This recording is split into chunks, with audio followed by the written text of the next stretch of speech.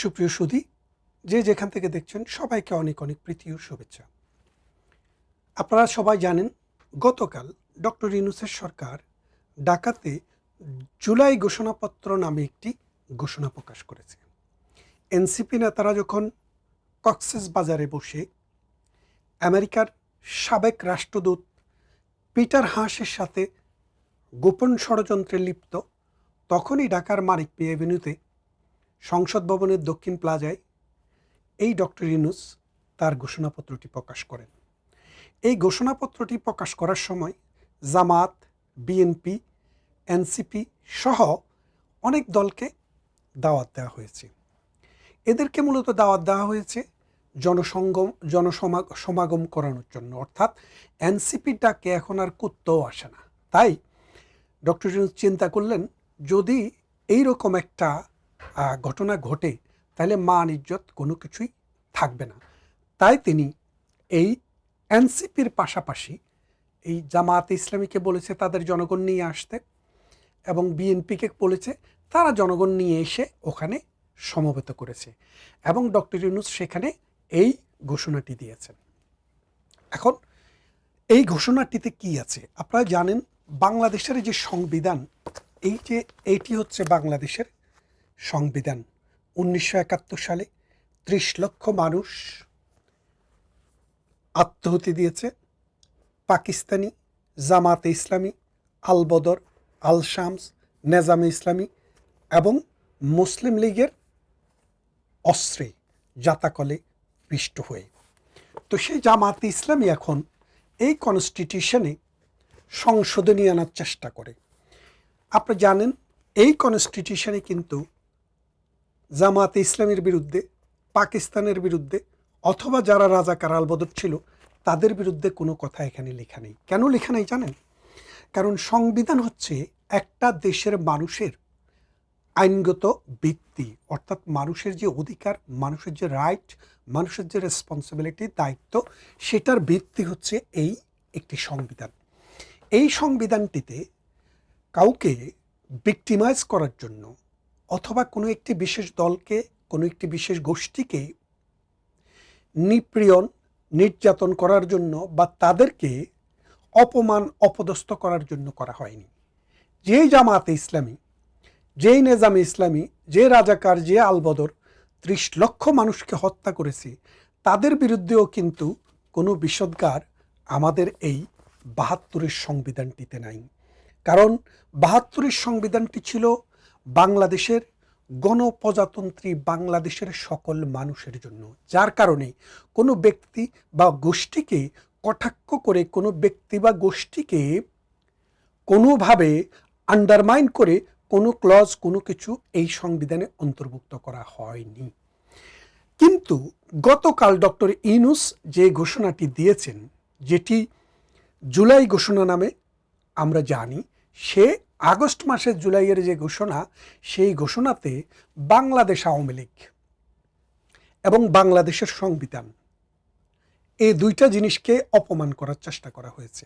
ওরা বলেছে এই সংবিধানে ত্রুটি আছে, এই সংবিধানে এই নাই, এই সংবিধানে অমুক নাই, তমুক নাই। সংবিধানের ত্রুটির কারণে নাকি মানুষের জীবন বদলেনি, সংবিধানের ত্রুটির কারণে নাকি মানুষ কোনো কিছু ভালো কিছু করতে পারেনি। এখন আপনারা একটা জিনিস বুঝিয়ে দেখেন, গত 1 বছর বাংলাদেশে কিন্তু সংবিধান কাজ করছে না। বাংলাদেশের সংবিধানে যদি কাজ করত, বঙ্গবন্ধুর বাড়ি ভাঙা যায় না, বঙ্গবন্ধুর ছবি সব জায়গা থেকে নামানো যায় না, বঙ্গবন্ধুর ছবিকে অপমান করা যায় না, সুপ্রিম কোর্টের জাস্টিসদেরকে লাথি দিয়ে খেদিয়ে দেওয়া যায় না, সুপ্রিম কোর্টের কোনো জাস্টিসকে হাতে হাত করা পরিয়ে নিম্ন আদালতে উপস্থাপন করা যায় না। কিন্তু বাংলাদেশে আসলে সংবিধান চলছে না। বাংলাদেশের সংবিধানে বলা আছে, অসাংবিধানিকভাবে সংবিধানে যে রূপরেখা আছে তার বাইরে কোনো লোক যদি এসে আমাদের সংবিধান, আমাদের রাষ্ট্র দখল করে, তাহলে তার মৃত্যুদণ্ড হবে, মানে যাবজ্জীবন কারাদণ্ড অথবা মৃত্যুদণ্ড, ক্যাপিটাল পানিশমেন্ট হবে। তো ডক্টর ইউনূস তো সেই সংবিধানই মানছেন না। সুতরাং এই সংবিধান না মেনে গত 1 বছরে বাংলাদেশকে যেখানে নিয়ে গেছে, আপনাদের কাছে কি মনে হয়? সংবিধান থাকা অবস্থায় আপনারা ভালো ছিলেন, নাকি সংবিধান যখন কার্যকর অবস্থায় নাই তখন ভালো আছেন? আশা করি যদি মানুষ হন, যদি সত্যিকারের মানবতা বোধ সম্পন্ন মানুষ হন, তাহলে আপনারা বলবেন গত 1 বছর আমরা মবের রাজত্বে আছি। এই জায়গায় আমরা আপনাদেরকে রাখলাম। আসুন আমরা দেখি এই যে ঘোষণাপত্রে কি আছে। ঘোষণাপত্রে মূল কথা হচ্ছে যে জুলাইয়ে যে আন্দোলনটি হয়েছে এই আন্দোলনটিকে কনস্টিটিউশনালি অ্যাকনলেজ করতে হবে, এক। দ্বিতীয়ত, জুলাইয়ে এই আন্দোলনের সময়ে 20 দিনে 15 দিনে এই এনসিপির ছেলেরা, জামায়াতের ছেলেরা যে হাজার হাজার পুলিশ বাহিনীকে নির্বিচারে হত্যা করেছে, রাষ্ট্রীয় সম্পদ ধ্বংস করেছে, মুগ্ধকেও হত্যা করেছে। মুগ্ধর বাবা কিন্তু বলেছে যে মুগ্ধকে কিন্তু পুলিশের গুলিতে সামনের থেকে গুলি করে হত্যা করেনি, মুগ্ধকে পিছন থেকে গুলি করে দিয়ে হত্যা করা হয়েছে। তার মানে 6.72 বোরের বা 7.62 বোরের যে গুলি, সেই গুলি দিয়েই কিন্তু মীর মুগ্ধকে গুলি করে হত্যা করা হয়েছে। এটা মুগ্ধর বাবার কথা। এখন আসেন আপনি, বাংলাদেশে এইসব হত্যাকাণ্ডের বিচার হবে না। কি করতে হবে? এইসব হত্যাকাণ্ডকে দায় মুক্তি দিতে হবে। ডক্টর ইউনূসের সরকার অবশ্যই আসার 1 মাসের মাথায় কিন্তু সেই দায় মুক্তিটি দিয়েছেন, এক। আরেকটি হচ্ছে এই যে ঘোষণাগুলো, এগুলো কোথায় যাবে? এই ঘোষণাগুলো বলছে সংবিধানে স্থান পেতে হবে। সংবিধানের কোথায় স্থান পাবে? সংবিধানের 3টা অংশ। প্রথম অংশটি হচ্ছে প্রস্তাবনা, দ্বিতীয় অংশটি হচ্ছে 153টি আর্টিকেল, আর তৃতীয় অংশটি হচ্ছে শিডিউল। 1971 সালে যখন বাংলাদেশ স্বাধীন হয়, তারপরে 72 সালে যখন সংবিধান হয়, ওই সংবিধানে 4টি শিডিউল ছিল। এই 4টি শিডিউলের মধ্যে মূলত কী কী ছিল? প্রথম শিডিউলে ছিল মানে নাম, অ্যাডমিনিস্ট্রেটিভ যে ডিভিশনগুলো কীভাবে হবে সেগুলা। দ্বিতীয় শিডিউলে ছিল যে ইউনিয়নের চেয়ারম্যান থেকে প্রেসিডেন্ট পর্যন্ত বিভিন্ন শ্রেণীতে যারা নির্বাচিত হন তাদেরকে ওথ নিতে হয়। ওথ নিতে হলে কী রকমের ফর্মে কিভাবে ওথ নেবে সেটা। আর 3 নম্বর ছিল যে বাংলাদেশে যে 300টি আসন আছে অথবা অ্যাডমিনিস্ট্রেটিভ যে এরিয়াগুলো আছে এগুলার অ্যালোকেশন, সিট অ্যালোকেশন। আর 4 নম্বর ছিল যে রিফর্ম এবং ট্রানজিশনাল যেসব প্রভিশন, এই প্রভিশনগুলোর অন্তর্ভুক্তি। এখন গতকাল যেটি হলো, অর্থাৎ সংবিধানের স্বীকৃতির জন্য গতকাল যে বিষয়টি আসলো সেটাকে বলে মানে জুলাই ঘোষণাপত্র। সেখানে তারা নিচের অংশে বলেছেন যে এই জুলাই ঘোষণাপত্রটি বাংলাদেশ সংবিধানের যে 3টি অংশ, প্রস্তাবনা, মূল সংবিধান এবং শিডিউলটাকে বলে অ্যানেকচার, সংযুক্তিকরণ। অর্থাৎ আপনি অ্যাপ্লিকেশন করলে অ্যাপ্লিকেশনের সাথে অনেক সময় বায়োডাটা অ্যাড করে দেওয়া হয়, 2টা ছবি অ্যানেক্স করা হয়, একটা ড্রাফট অ্যানেক্স করা হয়। এগুলা ঠিক বাংলাদেশে বর্তমানে যে সংবিধানটি আছে এটার মধ্যে 7টি বা 8টি শিডিউল আছে। এখন দেখেন, আপনাকে আমি দেখাই কয়টি শিডিউল আছে। বর্তমানে সংবিধানটিতে মোট তফসিলের সংখ্যা হচ্ছে 7। এই 7টি দেখেন, এই 7টি শিডিউল আছে। এখন তারা যদি এই জুলাই ঘোষণাপত্রটিকে বলেছে যে তারা এটাকে শিডিউলে অ্যানেক্স করবে, তার মানে 8ম শিডিউল, মানে 7টির জায়গায় আরও একটি শিডিউল অ্যাড হয়ে সেটি হবে 8ম শিডিউল। বিষয়টা বোঝেন, সংবিধানের কোনো কিছু, মানুষের যে রাইট, মানুষের যে অধিকার, সেগুলা থাকে কিন্তু মূলত সংবিধানের 153টি আর্টিকেলের মধ্যে। এর বাইরে যে অংশটি আছে সেটি পরামর্শমূলক, ইনফরমেটিভ, সেটা কোনো রাইট এবং লায়াবিলিটি, রেসপন্সিবিলিটি ডিক্লেয়ার করে না। বাংলাদেশের সংবিধানের এই শিডিউলসমূহ বাদ দিতে হলে 151 জন সংসদ সদস্য পার্লামেন্টে ভোট দিলেই কিন্তু এটা ডিলিট করে ফেলা যায়।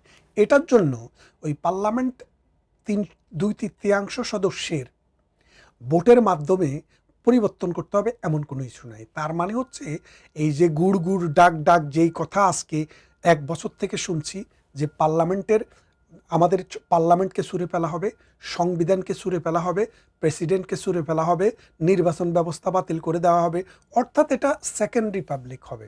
সেই সেকেন্ড রিপাবলিক আর হলো না। ওই প্রথম রিপাবলিক 1971 সালের মহান মুক্তিযুদ্ধের মাধ্যমে যেটি অর্জিত হয়েছে সেটি টিকে গেল। এই টিকে যাওয়ার পিছনের কারণটা কি দেখেন? এই টিকে দেওয়ার পিছনে হচ্ছে এই 56,000 বর্গ মাইলের সব জায়গায় রক্তের দাগ লেগে আছে 1971 সালের মহান মুক্তিযুদ্ধে শহীদদের। প্রত্যেকটা মানুষের অন্তরে গেঁথে আছে 1971 সালের 9 মাসের রক্তক্ষয়ী যুদ্ধ।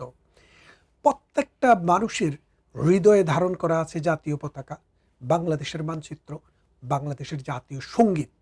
তাই বাংলাদেশের মানুষের কাছ থেকে কোনোভাবেই এই সংবিধানকে এই নতুন জায়গায় এনে এই এই জুলাই ঘোষণা সংবিধানে ঢুকিয়ে দেওয়ার যে চেষ্টা, সেটা মানুষ অ্যাকসেপ্ট করেনি। আপনারা দেখেন, আমরা যারা টেলিভিশনে কথা বলেছি, অনলাইনে কথা বলেছি, বিভিন্ন প্ল্যাটফর্মে অনলাইন ইউটিউবে কথা বলেছি, আমরা একটা জনমত সৃষ্টি করতে পেরেছি। আমরা মানুষের কাছে এই মেসেজটা দিতে পেরেছি যে এই সংবিধান, এই দেশ, এই জাতির যে 53 বছরের অগ্রগতি, এই সংবিধানকে অ্যাব্রোগেট করা হলে সেটা ধূলিসাৎ হয়ে যাবে। তাই মানুষকে আমরা এই তথ্যটি, এই ইনফরমেশনটি দিতে পেরেছি বলেই মানুষ বিভিন্ন জায়গা থেকে, সমাজের বিভিন্ন অংশ থেকে রিয়েকশন দেখিয়েছে, যার কারণে ডক্টর ইউনূসের সরকারের পক্ষে সেটা করা সম্ভব হয়নি। এখানে আরেকটা কথা বলে রাখি, দেখেন, বৈষম্য বিরোধী ছাত্র আন্দোলন, সেখানে বৈষম্য বিরোধীদের কথা ছিল কি, সমাজে, রাষ্ট্রে বিভিন্ন ক্ষেত্রে বৈষম্য থাকবে না। এখন বৈষম্যহীন সমাজ ব্যবস্থা কারা চায়? কমিউনিজম। কারণ ক্যাপিটালিজমে বৈষম্যহীন হওয়ার কোনো সুযোগ নেই। বসুন্ধরার কোটি কোটি টাকা থাকবে, আর খিলগাঁও বস্তিতে, তালতলা বস্তিতে, আগারগা বস্তিতে একবেলা খাওয়ার পয়সাও থাকবে না। এটা কি আপনি বন্ধ করতে পারবেন? পারবেন না। কারণ আপনাকে এটা বন্ধ করতে হলে রাষ্ট্রের সমস্ত সম্পদ, রাষ্ট্রের ব্যক্তি মালিকানায় যত সম্পদ আছে, রাষ্ট্রের মালিকানায় নিতে হবে। নিয়ে সেটা প্রত্যেক নাগরিকের কাছে মানে বৈষম্যহীনভাবে সমানভাবে ডিস্ট্রিবিউট করতে হবে। কারো 7 তলা থাকবে, কারো নিচতলা থাকবে, এটা হবে না। আমরা ছোটোবেলা থেকেই শুনে এসেছি, কেউ খাবে, কেউ খাবে না, তা হবে না, তা হবে না, এই স্লোগানটি। কিন্তু এই স্লোগানটি কি পৃথিবীর কোথাও কার্যকর হয়েছে? আমরা রাশিয়াতে দেখেছি, আমরা দেখেছি চায়নায়, আমরা দেখেছি কিউবাতে, আমরা বহু দেশে দেখেছি, কিন্তু সত্যিকার অর্থে তারা মানুষের জীবনও বদলাতে পারেনি, সমাজও বদলাতে পারেনি, এবং সত্যিকারের বৈষম্যহীন সমাজ তারা প্রতিষ্ঠা করতে পারেনি। কারণ ইনহেরেন্টলি, যেমন আমাদের দেশে এখন খুব দোর্দণ্ড প্রতাপে আছে কারা?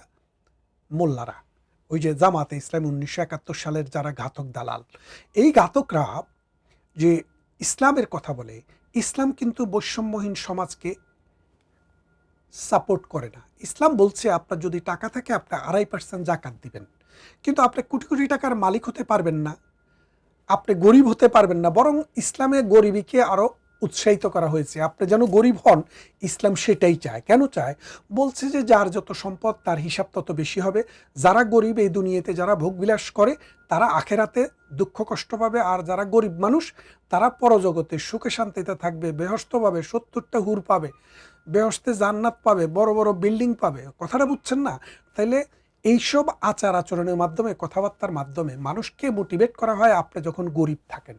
তাইলে এই মোল্লারা তো চায় না, গরিবই চায়, তারা গরিবই চায়। আর কেউ যদি ধনী লোক হতে পারে তাহলে কোনো অসুবিধা নেই, 2.5% জাকাত দিলেই হবে।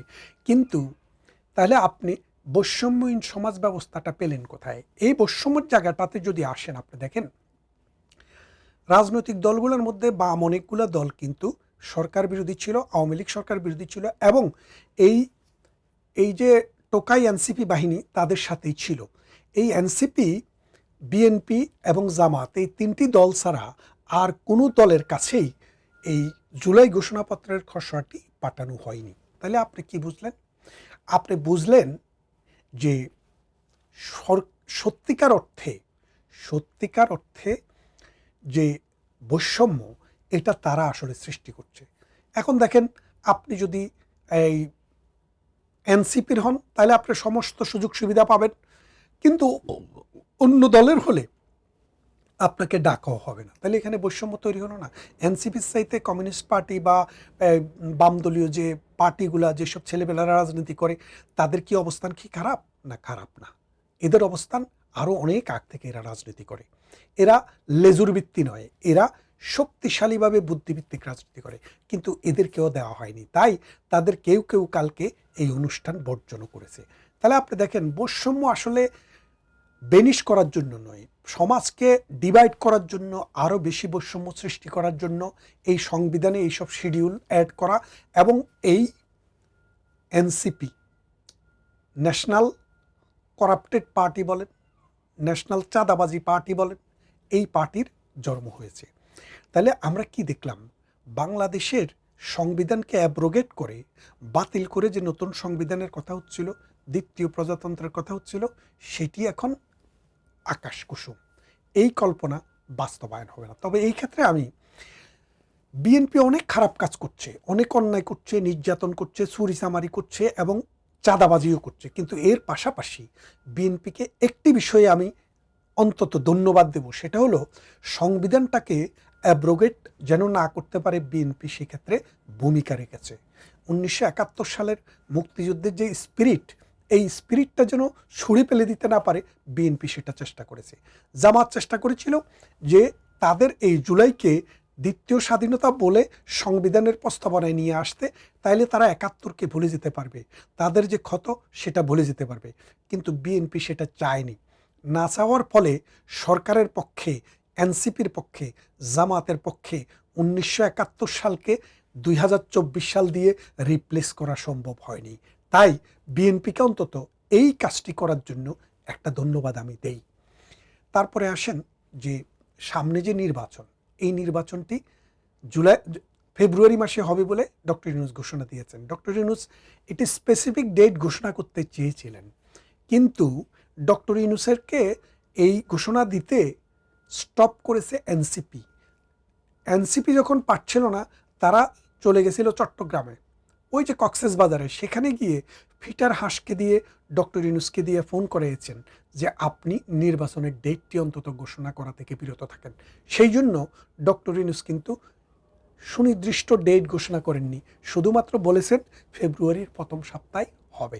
তার মানেটা কি, ডক্টর ইউনূস, এনসিপির যে সরকার, এটা মূলত চলে আমেরিকান নির্দেশিকায়, অর্থাৎ পিটার হাসদের মতো যেই সব কুলাঙ্গার, যেই সব ষড়যন্ত্রকারী আমেরিকার থেকে টাকা এনে এই বাংলাদেশে এই বিদ্রোহ ঘটিয়েছে। আপনারা জানেন ডোনাল্ড ট্রাম্প বলেছে যে আমেরিকা থেকে মোট 50 মিলিয়ন ডলার এসছে, 21 মিলিয়ন ডাইরেক্ট বাংলাদেশে ঢুকেছে, আর 29 মিলিয়ন ইন্ডিয়া হয়ে ঢুকেছে। এই টাকাগুলো মূলত ডিপ্লোমেটিক ব্যাগে করে এসছে। সেই ডিপ্লোমেট কে ছিল আপনারা একটু খোঁজ খবর নিয়ে দেখেন। কারণ হচ্ছে আপনারা জানেন যে ডিপ্লোমেটিক ব্যাগ যখন কোনো দেশে এয়ারপোর্টে আসে, সেটাকে গ্রিন চ্যানেল দিয়ে নেওয়া হয়, সেটা চেক করা হয় না। কারণ আন্তর্জাতিক প্রোটোকল অনুসারে, আন্তর্জাতিক নিয়ম অনুসারে কোনো দেশে রাষ্ট্রদূত যে ব্যাগ নিয়ে যায় ডিপ্লোমেটিক ব্যাগেজ, সেটা মানে ইমিউনিটি দেওয়া, এটাকে চেক করা যাবে না। সেই ব্যাগে করেই এই টাকা এনে এই আসিফ নজরুলের ঘরে বসে বাগ বাটোয়ারা করা হয়। ঢাকা বিশ্ববিদ্যালয়ের অনেক শিক্ষক, ঢাকা বিশ্ববিদ্যালয়ের অনেক ছাত্র, এরা বাগ বাটোয়ারা করে নিছে। এরা জানে, আপনি দেখেন যে 3 জন 4 জন 5 জন সমন্বয়ক যাদেরকে দেখেন, এরা সবাই ঢাকা বিশ্ববিদ্যালয়ের, কিন্তু ঢাকা বিশ্ববিদ্যালয়ের একটি ছাত্র মারা যায়নি, আহত নাই, নিহতও নাই। কিন্তু যারা মারা গেছে তারা কিন্তু এদের কেউ না। ঢাকা বিশ্ববিদ্যালয়ে 30-40 হাজার সান্ধ্যকালীন সহ, পুরানা নতুন সহ 30 থেকে 40 হাজার ছাত্র আছে। এই 30-40 হাজারের মধ্যে আন্দোলনের প্রাণকেন্দ্র ঢাকা বিশ্ববিদ্যালয়ে একজন ছাত্র মারা যায়নি। মারা গেলে ভালো হতো, এই কথা আমি বলছি না, কিন্তু আমি বলছি তারা আসলে আন্দোলন করেনি। তারা হচ্ছে মূলত এই আন্দোলনটাকে কিভাবে তাদের কুক্ষিগত করতে পারে, কিভাবে তারা এই আন্দোলনের ফসলকে ব্যবহার করে কিভাবে ফুলে মোটা হওয়া যায়, পেট মোটা করা যায়, দুর্নীতি করা যায়, এটাই কিন্তু তারা করছে। আমরা দেখছি সাম্প্রতিক গতকাল ঢাকা বিশ্ববিদ্যালয়ে জামায়াতের 71-এর ঘাতক দালাল যারা কনভিক্টেড আসামি এবং যাদের ফাঁসি হয়েছে, তাদের ছবির প্রদর্শনী দিয়েছে। ভালো কথা, ঢাকা বিশ্ববিদ্যালয়ের এক শ্রেণীর ছাত্র সেখানে প্রতিবাদ করেছে। তারা বলেছে এই 24-এর সাথে এই ঘাতকদের কোনো সম্পর্ক নেই, এবং বিশ্ববিদ্যালয়ের বিসি এসে বাধ্য হয়েছেন বলতে যে এই সব ছবি এখান থেকে সরিয়ে নিতে হবে, এবং তারা সরিয়ে নিয়েছে।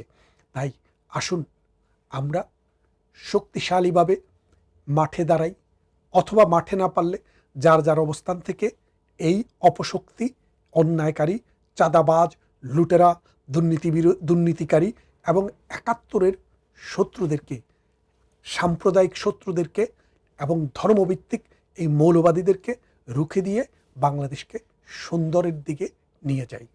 সবাই ভালো থাকবেন। কথা হবে অন্য কোনো ভিডিওতে, অন্য কোনো একদিন।